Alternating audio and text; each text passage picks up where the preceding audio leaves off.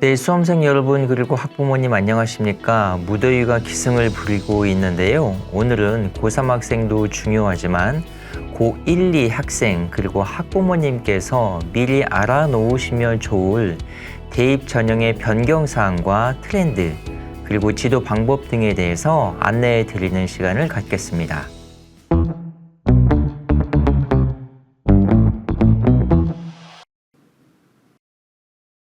네, 고1, 2 학부모님께서 미리 알아두시면 좋을 대입 트렌드, 그리고 지도 방법, 여러 가지 변경 사항 등에 대해서 안내 말씀드리겠습니다.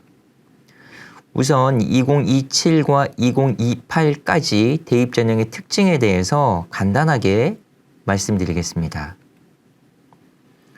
우선 전형별 유형별 모집 인원인데요. 2026 대입은 현재 고등학교 3학년 학생들이 치르는 대입 에 해당하는 내용이고 2027 대입의 도표는 현재 고2 학생들이 치를 대입의 내용입니다.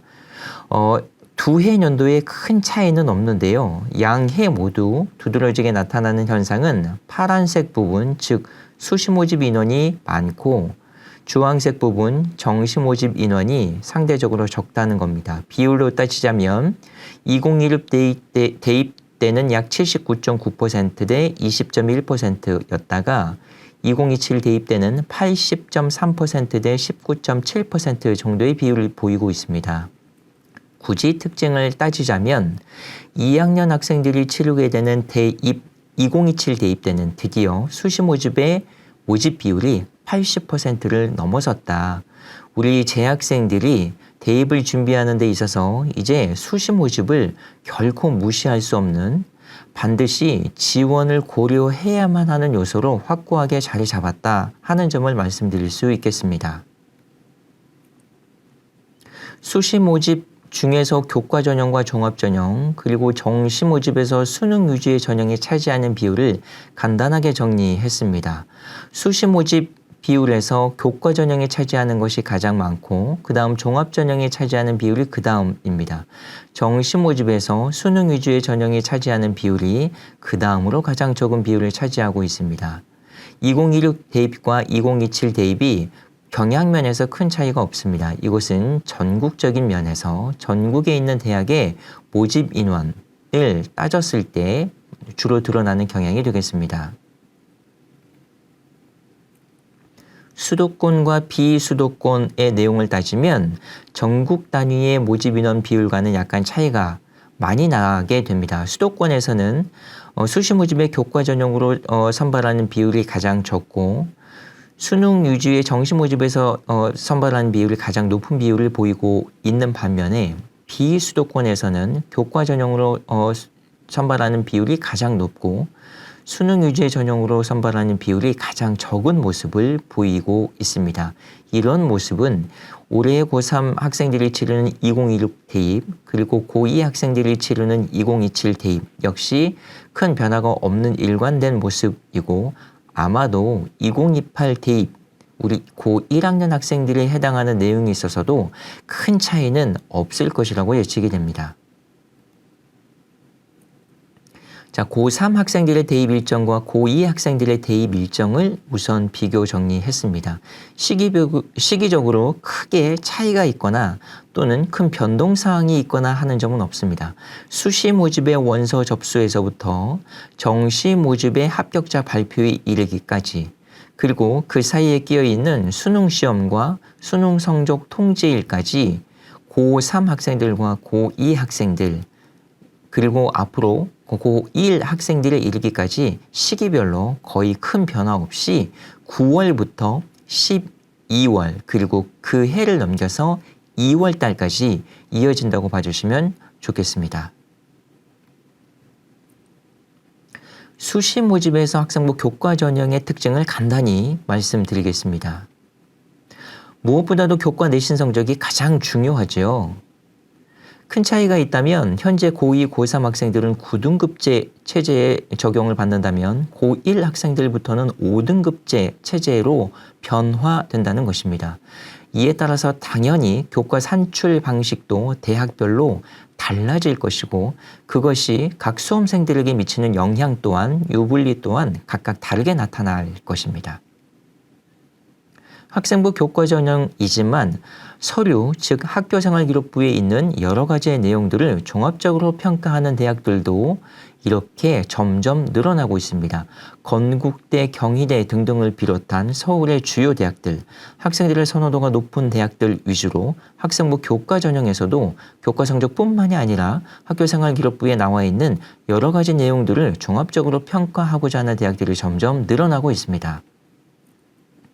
교과 전형의 특성상 각 고교에서 부여한 내신 성적도 중요하지만 전국 단위 시험인 수능 최저학력 기준을 충족시키는 것도 대학에서 많이 요구하고 있는 바입니다. 2026 대입, 2027 대입, 2028 대입에 있어서도 역시 큰 변화는 없이 교과 전형에서 수능 최저 학력 기준을 적용하는 대학들은 여전히 있을 것이고 예측컨대 2028 대입에서는 이렇게 수능 최저 학력 기준을 적용하는 경향이 더욱더 뚜렷하고 좀 더 현재보다는 강화될 거라고 예측이 가능합니다. 2027 대입 발표된 내용을 기반으로 한 교과 전형의 전형 방법 몇 개 대학을 예시로 보여드리고 있습니다. 교과 성적이 가장 중요하지만 그에 못지않게 교과 정성평가와 서류평가의 내용들도 10%부터 30%까지 각각 반영하고 있는 대학들이 보시는 바와 같이 이렇게 있고 그 정성평가의 내용들은 교과학습 발달 상황에 써져 있는 내용뿐만이 아니라 교과 성적뿐만이 아니라 교과 세특에 써져 있는 내용 그리고 심지어는 공동체 역량, 교과 이수 상황, 학업의 충실성 등등을 모두 종합적으로 평가하고 반영하려는 대학이 이미 발표가 되어 있고 점점 증가하리라고 예상이 됩니다. 그러면 그와 같은 교과 전형에서 서류 평가가 차지하는 비중, 중요도는 어느 정도 될 것이냐라고 하는 것을 봤을 때 한 대학의 예를 들겠습니다. 동국대 같은 경우가 대표적으로 학생부 교과 전형에서 서류의 반영 비중, 실질 반영 비중을 상당히 많이 반영하는 대학 중에 하나인데요. 교과 평가에 있어서도 다른 대학과는 다르게 상위 몇 과목을 선별적으로 반영하는 대학이기도 하고요. 특히 서류평가에서는 학업 역량과 진로 역량 그리고 인성, 사회성 등등을 반영하는 학생부 종합전형의 반영 요소를 그대로 가지고 있는 대학이다라고 볼 수 있겠습니다. 그러면 학생부 교과 전형에서 교과 성적 자체가 가지고 있는 비중은 어느 정도 되느냐? 1등급부터 9등급까지 학교장 추천 인재 전형을 통해서 드러나고 있는 등급 간 점수를 보고 계시는데요. 보시는 바와 같이 각 등급 간 점수 차이가 매우 미미합니다. 0.01점, 0.04점 등등의 차이로 간극을 보이고 있는데요. 예를 들어서 10과목을 모두 1등급을 받는다고 하더라도 환산 총점 700점이고 10과목을 모두 3등급을 받는다고 하더라도 696.5점, 즉 차이는 이와 같이 미미하게 나타납니다. 그러면 이 미미한 차이점을 어디에서 극복할 수 있느냐? 어디에서 변별도를 두느냐? 바로 서류평가에서 변별도를 둘 수밖에 없는 거고 이와 같은 경우에서는 종합평가 30%가 실질적으로 매우 중요한 영향을 미치게 될 것이다 라고 하는 점을 꼭 염두에 두시면 좋겠습니다. 그리고 이와 같은 방식을 반영하는 대학은 2027을 거쳐서 2028 대입으로 넘어갈수록 점점 증가하고 많아질 것이다 하는 점도 함께 말씀드립니다. 학생부 종합전형의 특징입니다. 교과 내신 성적 당연히 중요하죠.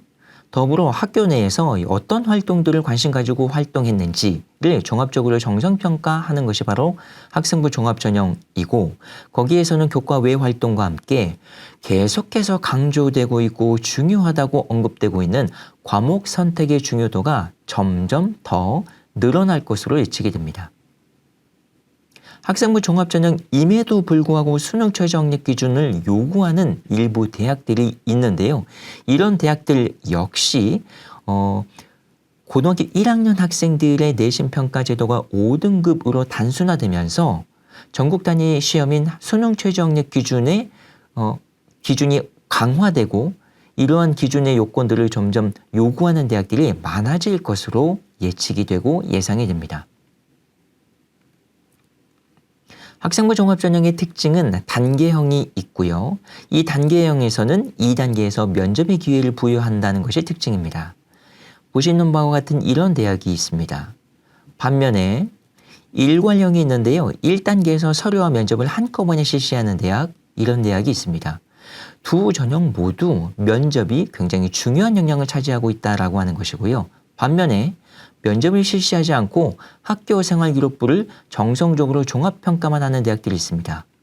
꽤 많은 이런 대학들이 있기 때문에 학생들은 본인의 성향과 적성과 준비하는 방향에 맞추어서 나중에 최종적으로 지원하는 원서의 방향도 달라질 수 있을 것입니다. 몇 개 대학을 샘플로 보여드리고 있습니다. 대학별로 전형, 그리고 전형별 요소, 그리고 수능 최저학력 기준을 반영하는 여부 등등에 따라서 수험생별로 유분리가 달라질 수 있을 것입니다. 서류형과 면접형 중에서 어느 대학에 지원하는 것이 나에게 적절할 것인가에 대한 질문은 계속 있습니다. 물론 면접의 영향이 있느냐 없느냐에 따라서 면접형을 지원하느냐 그렇지 않느냐도 따질 수 있겠지만 화면에 보여드리는 바와 같이 여러 가지 요소들 중에 내가 가지고 있는 교과 내신 성적의 수준이 어느 정도 되느냐에 따라서 서류형이 유리할 것이냐 면접형이 유리할 것이냐는 달라질 수 있을 것입니다.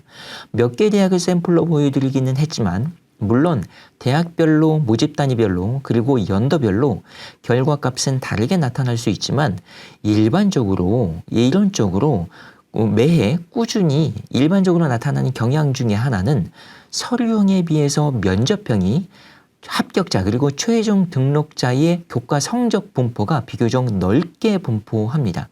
쉽게 말씀드리면 서류형보다는 면접형의 합격자 최종 성적이 좀 더 밑으로 처지는 경향을 보인다. 이렇게 이해할 수도 있겠고요.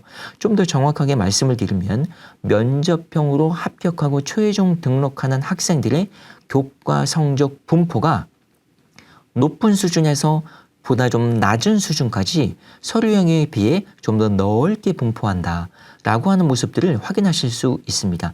따라서 서류형이냐 면접형이냐를 따질 때 내가 가지고 있는 그 당시에 원서 접수하기 직전에 교과 내신 성적의 상황이 서류형을 충분히 지원할 만큼 경쟁력이 있는 내신 성적이냐 그렇지 않고 조금 애매한 그래서 서류보다는 내가 가지고 있는 다른 역량을 면접을 통해서 어필하는 것이 내신 성적의 불리함을 보완할 수 있는 보다 효과적인 방법이냐에 따라서 지원하는 방향은 달라질 수 있을 것입니다. 자, 다음으로 정시, 수능 위주 전형의 특징입니다. 당연히 수능 성적 거의 100% 반영하는 수능 성적이 절대적으로 중요한 전형이고요. 1학년부터는 선택형이 아니고 통합형의 수능을 치르게 됩니다. 이 또한 역시 선택형이 유리한 학생, 통합형이 유리한 학생 각각 다를 수 있으나 고등학교 1학년 학생들부터는 고등학교 1학년 입시를 치르는 중간에 변화되는 게 아니라 입학할 당시부터 1학년 학생들은 통합형 수능으로 고정이 되어 있고 현재 치르는 올해의 모의고사, 전국학력평가부터 계속 통합형으로 연습을 하고 있기 때문에 선택형 의한 통합형에 의한 유불리를 크게 신경을 쓰면서 따질 그런 상황은 아닐 것입니다. 우리 고등학교 1학년 학생들은 처음부터 수능은 통합형이었다. 그래서 입학 당시부터 수능을 치르는 3학년 때까지 꾸준하게 계속해서 일관되게 통합형 수능을 준비하고 있다라고 하는 것 정도로 아시고 학습에 임해 주시면 좋을 것 같은데요. 정말 애매한 입장에서 곤란한 입장의 학생들이 지금 누구냐면 고등학교 2학년 학생들일 수 있습니다. 고등학교 2학년 학생들 2027 대입을 치르고 혹시라도 만약에 내가 재수를 해야 되겠다라고 결심을 하게 되는 경우에는 선택형 수능에서 통합형 수능으로 적응을 해야 되기 때문에 그러자면 수능 과목의 변동에 따라서 내가 보다 추가적으로 준비하고 공부해야 되는 과목들이 바뀌고 또 늘어나기 때문에 이러한 점에서 곤란하고 어려운 점들이 있다는 것 충분히 고민해야 되는 시기의 학생들이 바로 고등학교 2학년 학생들 2027 대입을 치르는 학생들이 되겠습니다. 수능 위주의 전형임에도 불구하고 학생부 종합전형처럼 교과 종합평가를 하겠다고 나서는 대학들이 있습니다. 보시는 바와 같이 고려대, 서울대, 성균관대, 연세대, 한양대 등등의 대학들이 있는데요.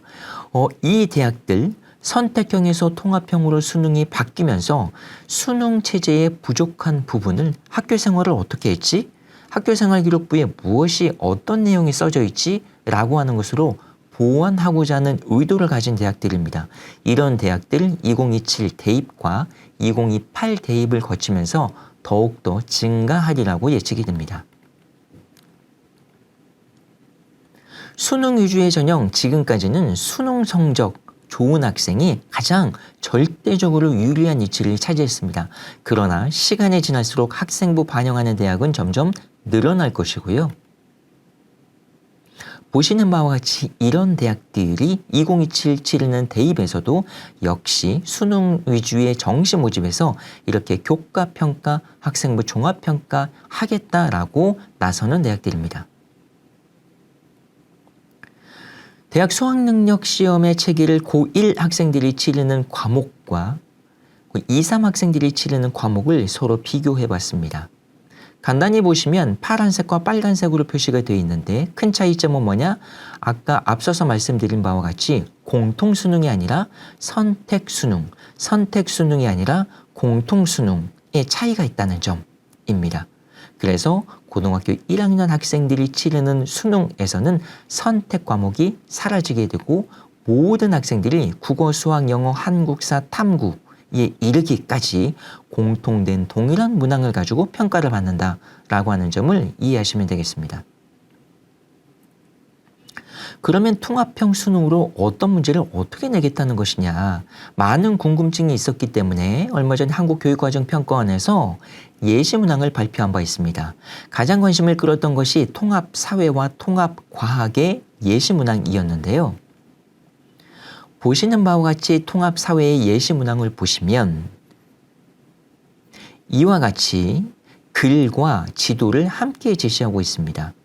즉 어떤 한 과목의 단일한 영역의 문제를 내고 그 문항에 해당하는 지식을 평가하는 문제들도 나오지만 일부는 이와 같이 융합형으로 출제하는 문제들도 함께 제시가 된다는 것입니다.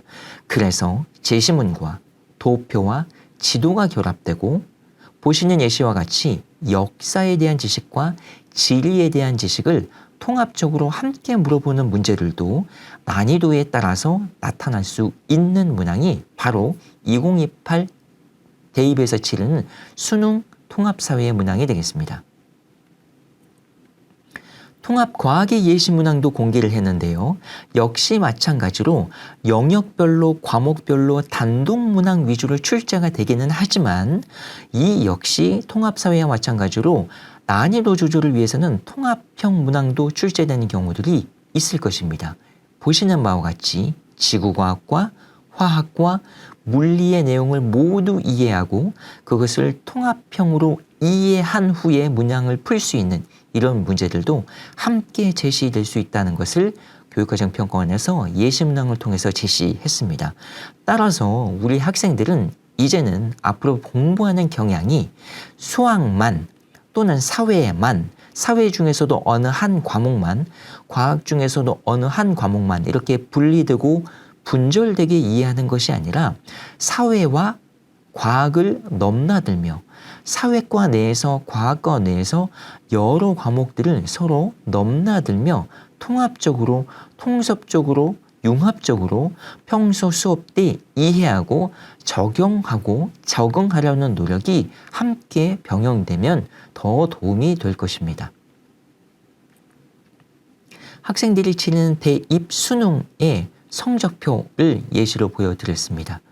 현재 고2, 3 학생들이 치르는 수능 성적표는 과거와 다를 바가 없고 현재 고1 학생들이 치르는 수능의 성적표는 달라질 것입니다.